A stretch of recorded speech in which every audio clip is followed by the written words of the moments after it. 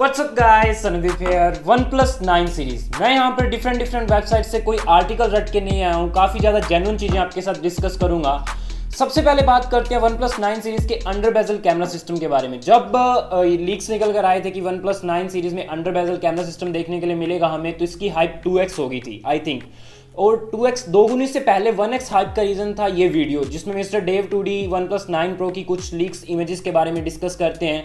इसमें बेसिकली क्या था कि एक बंदा आता है इनके डिस्कॉर्ड में, वो इनको कहता है कि उसके पास OnePlus 9 Pro की कुछ लीक्ड इमेजेस हैं और इन्होंने क्यूरियोसिटी के कारण कहा कि लाओ भी दिखाओ, तो इन्होंने उसे DM किया, उसने इमेजेस भेजी तो जो इन्हें फेक लगी और जो रियल में है भी फेक।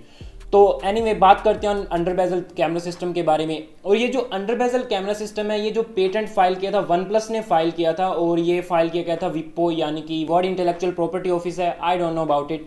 लेकिन मैं अंडर बेजल कैमरा सिस्टम के बारे में आपसे काफ़ी टाइम से डिस्कस करना चाहता था कि यार ये कितना अच्छा सोल्यूशन है 100% स्क्रीन विजिबिलिटी के लिए। अब हमारे पास स्क्रीन पंच होल है, popup selfie camera, flip camera, लेकिन ये कितना अच्छा सोल्यूशन है। Under the bezel camera hide होगा तो मतलब कि 100% स्क्रीन विजिबिलिटी में काफ़ी ज़्यादा मज़ा आएगा।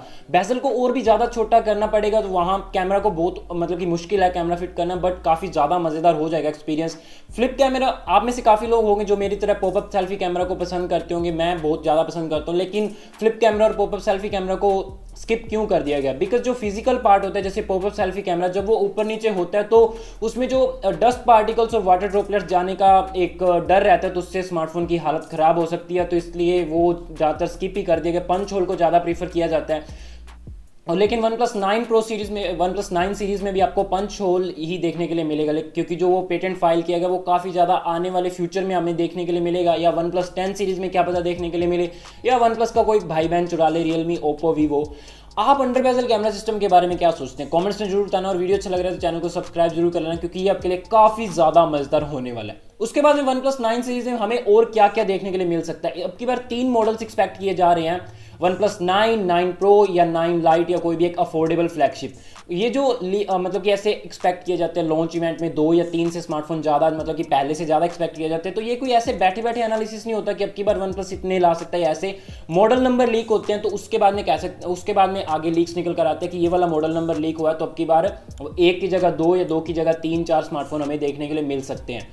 जो सबसे बड़ा चेंज हो सकता है इस बार वो है LTPO display, liquid temperature poly crystalline oxide display. जो ये अगर OnePlus 9 सीरीज में आती है तो OnePlus इसका डेब्यू नहीं करेगा। ये पहले एप्पल इसको अब सबसे ज़्यादा बना रहा है, और एप्पल ने इसे वॉच सीरीज 4 में मतलब कि इसका डेब्यू किया था। ये OLED और LCD दोनों में ही मतलब कि यूज़ होते हैं। और LTPO डिस्प्ले के बारे में डिटेल में तो मैं नहीं जाऊँगा, लेकिन आपको पता है जब भी कोई नई डिस्प्ले का इजाद किया जाता है तो वो पावर सेविंग के टारगेट से किया जाता है, तो काफ़ी ज़्यादा पावर सेव होगी।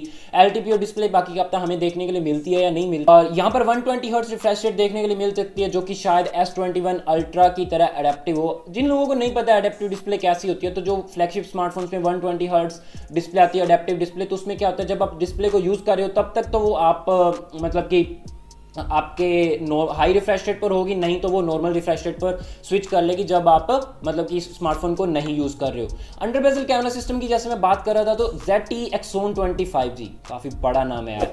तो ये स्मार्टफोन की वीडियोस आपने काफ़ी देख ली होंगी, जो मतलब कि पार्शियली विजिबल कैमरा है जिसमें, तो उसमें जो पार्शियली विजिबल कैमरा है तो वो मतलब कि इतना ज़्यादा सक्सेसफुल नहीं हुआ है। वो इतना ज़्यादा सक्सेसफुल इसलिए नहीं हुआ बिकॉज ऑकवर्ड सा लगता है, मतलब जो वो सिस्टम उसके अंदर मतलब कि जो कैमरा देगा कैमरा क्वालिटी काफ़ी ज़्यादा घटिया, 8MP सेल्फी कैमरा से भी काफ़ी ज़्यादा घटिया क्वालिटी आती है उसमें, तो वो काफ़ी ज़्यादा पॉपुलर नहीं। और कंपनी ने बनाया भी सिर्फ एक पॉपुलैरिटी के लिए था, मतलब कि चले ना चलो उससे उनको कोई लेना नहीं। आप और मेरे जैसे लोग उसका नाम जानेंगे, इतना बहुत है उनके लिए। बाकी कोई इतना खास नहीं है OnePlus 9 सीरीज में जो आप एक्सपेक्ट नहीं कर सकते। हाँ, डिस्प्ले इंप्रूव्ड होगी, हैज़लब्लैंड का कैमरा आपकी बार देखने के लिए मिल सकता है। ये जो पिक्चर आपको बार बार इरिटेट कर रही होगी बार बार अब की बार OnePlus 9 सीरीज को लेकर, और यहाँ पे डिस्प्ले इंप्रूव होगी, हार्डवेयर इंप्रूव होगा, लुक्स इंप्रूव होंगी।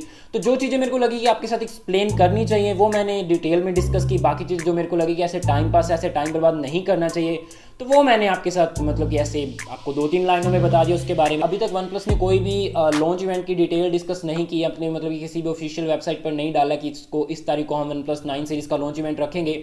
बाकी अभी देखते हैं, आपके सामने ये डिटेल्स हैं लॉन्च इवेंट की, इससे आप क्रोनोलॉजी समझ सकते हो, क्रोनोलॉजी समझिए आप।